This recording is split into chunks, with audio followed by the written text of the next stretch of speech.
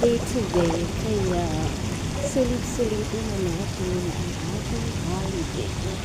Diba mga guys? Diba? So, solong-solo natin ang phone.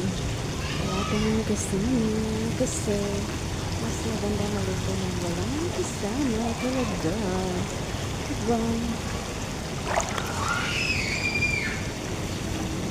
So, ganyan lang ang life. Enjoy lang.